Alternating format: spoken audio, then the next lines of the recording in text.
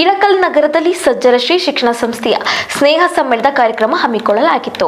ಕಾರ್ಯಕ್ರಮಕ್ಕೆ ಜ್ಯೋತಿ ಬೆಳಗಿಸುವ ಮೂಲಕ ಸಜ್ಜಲಗುಂಡ ಕಂಬಳಿ ಹಾಡದ ಪರಮ ಪೂಜ್ಯ ದೊಡ್ಡ ಬಸವಾಚಾರ್ಯ ತಾತನವರು ಹಾಗೂ ಗಣ್ಯರು ಚಾಲನೆ ನೀಡಿದರು. ಈ ಸಂದರ್ಭದಲ್ಲಿ ಮಾತನಾಡಿದ ಎಸ್ಡಿಎಂಸಿ ಅಧ್ಯಕ್ಷರಾದ ಪಂಪಣ್ಣ, ಸಜ್ಜನ ಪುರಾಣ ಪ್ರವಚನ ಪುಣ್ಯ ಕಥೆಗಳು ಮನುಷ್ಯನ ಜೀವನಕ್ಕೆ ದಾರಿದೀಪಗಳಾದರೆ ಶಾಲೆಯಲ್ಲಿ ನಡೆಯುವ ಶೈಕ್ಷಣಿಕ, ಸಾಂಸ್ಕೃತಿಕ, ಕ್ರೀಡೆಗಳು, ಶಿಕ್ಷಣ ಸೇರಿದಂತೆ ಪ್ರತಿಯೊಂದು ಕಾರ್ಯಕ್ರಮಗಳು ವಿದ್ಯಾರ್ಥಿಗಳಿಗೆ ದಾರಿದೀಪವಾಗುತ್ತದೆ ಎಂದು ತಿಳಿಸಿದರು.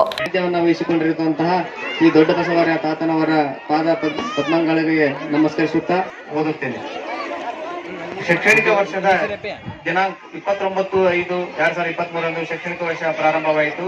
ಮೊದಲನೇದಾಗಿ ಜೂನ್ ತಿಂಗಳಲ್ಲಿ ಶಾಲಾ ಪೂರ್ವದಂದು ವಿಶ್ವ ಪರಿಸರ ದಿನಾಚರಣೆಯನ್ನು ಗಿಡ ನೆಡುವುದರ ಮೂಲಕ ಆಚರಿಸಲಾಯಿತು. ತದನಂತರ ಆಗಸ್ಟ್ ರಾಷ್ಟ್ರೀಯ ಹಬ್ಬದ ದಿನ, ಸೆಪ್ಟೆಂಬರ್ ತಿಂಗಳಲ್ಲಿ ಶಿಕ್ಷಕರ ದಿನಾಚರಣೆಯನ್ನು ನಮ್ಮ ಮುದ್ದ ಮಕ್ಕಳು ಶಿಕ್ಷಕರಿಗೆ ವಿವಿಧ ದೀಪಾವಳಿಯನ್ನು ಅಲಂಕಾರಿಕ ರಂಗೋಲಿ ಸ್ಪರ್ಧೆ ಏರ್ಪಡಿಸಿ ಆಚರಿಸಲಾಯಿತು. ಆಡಳಿತ ಮಂಡಳಿಯ ಸಭೆಯಲ್ಲಿ ಚರ್ಚಿಸಿ ಪ್ರಾಥಮಿಕ ಮಕ್ಕಳನ್ನು ಮಂಟೂರಿಗೆ ಹಾಗೂ ಪ್ರೌಢ ವಿಭಾಗದ ಮಕ್ಕಳನ್ನು ಕೂಡಲ ಸಂಗಮ ಮತ್ತು ಆಲಮಟ್ಟಿ ಸ್ಥಳಗಳಿಗೆ ಕರೆದುಕೊಂಡು ಹೋಗಲಾಯಿತು.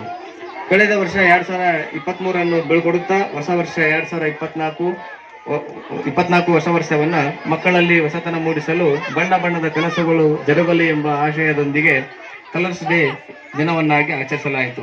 ಸವಾರಿ ನಡೆಸುವ ಮೂಲಕ ಆಚರಿಸಲಾಯಿತು.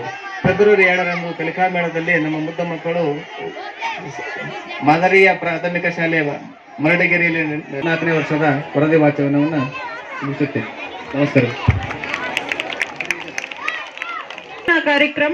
ಈ ಕಾರ್ಯಕ್ರಮವನ್ನು ನಮ್ಮ ಶಾಲೆಯ ಕರುಳು ಮುಡಿಯುವಂತಾಗಿತ್ತು. ಅಮ್ಮನ ಮಾತಿನಲ್ಲಿ ಮಾತು, ಕಾಯಕ ನಿಶ್ರೀ ಗುಡುಗೂರು ದೊಡ್ಡಬಸವೇಶ್ವರ ಪ್ರಭು ಎಂಬಂತೆ ಈ ಕಾರ್ಯಕ್ರಮಗಳಾಗಿರಬಹುದು. ಅನೇಕ ಒಡನಾಟಗಳಿಂದ ಕೂಡಿರತಕ್ಕಂಥ ನಡೆದಾಡುವ ದೇವರಿಂದ ಇವರು ಪ್ರೀತಿಯ ಪಾತ್ರರಾಗಿದ್ದಾರೆ.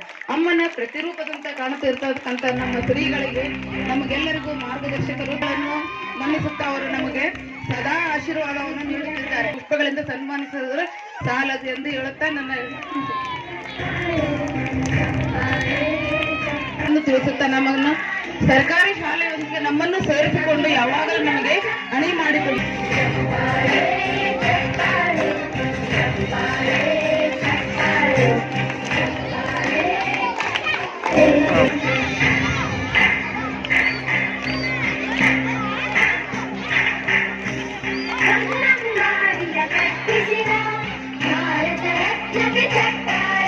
ಮೂಲಕ ವಿದ್ಯಾರ್ಥಿಗಳಿಗೆ ಶುಭ ಹಾರೈಕೆಗಳನ್ನು ಸಲ್ಲಿಸಬೇಕಂತ ಈ ಪರವಾಗಿ